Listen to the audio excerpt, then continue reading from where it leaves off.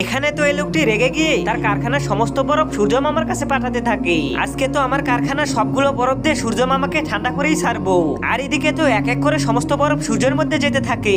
আব্বে এই শালা এখানে কি করছে? আরে রহমান, তুই এতগুলো বরফ আকাশের দিকে কোথায় পাঠাচ্ছিস? সূর্যের কাছে পাঠাচ্ছি। কিন্তু কেন? আরে আজকাল এমন গরম পড়তেছে, সূর্যকে তো ঠান্ডা বানিয়েই ছাড়বো। পাগল, এভাবে কি ঠান্ডা হবে? আরে হবে না কেন? যতক্ষণ ঠান্ডা হবে না ততক্ষণ বরফ দিতেই থাকবো। আচ্ছা ঠিক আছে, আমাকেও দে। আরে তোমাকে পরে দেবো, আগে সূর্য মামাকে ঠান্ডা করি। তুমি বাইরে গিয়ে দেখো সূর্যের রোদ ঠান্ডা হয়েছে নাকি। আরে এত গরম পড়েছে, এ ভাবতেছে এর বরফ দিয়ে সূর্য ঠান্ডা হয়ে যাবে। এ পাগল হলো নাকি? এরপর তো আস্তে আস্তে অলৌকিক ভাবে সূর্যের আলো কমতে থাকে।